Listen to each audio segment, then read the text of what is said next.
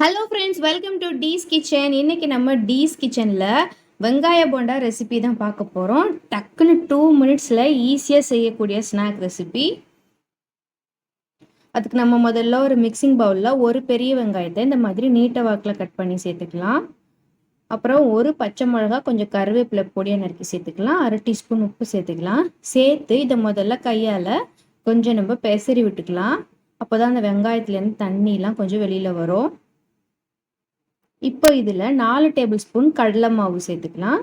அப்புறம் 2 table spoon அரிசி மாவு.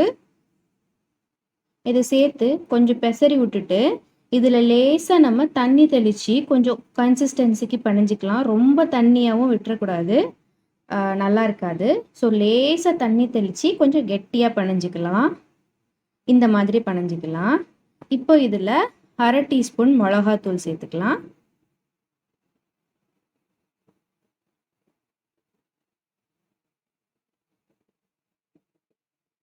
இப்போ ஃபைனல் டச் ஒரு 1/4 டீஸ்பூன் பேக்கிங் சோடா சேர்த்துக்கலாம். இது ஆப்ஷனல் தான். இது சேர்த்தோன்னா போண்டா கொஞ்சம் சாஃப்டாக இருக்கும் உள்ள.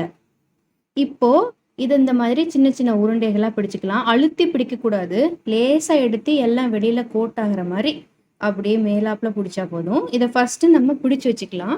அதுக்கப்புறம் கடாயில் நல்லா நிறைய எண்ணெய் ஊற்றிக்கணும். டீப் ஃப்ரை பண்ணுற அளவுக்கு போட்டு இதை 2 மினிட்ஸ் ஃப்ரை பண்ணி எடுத்தால் போதும்.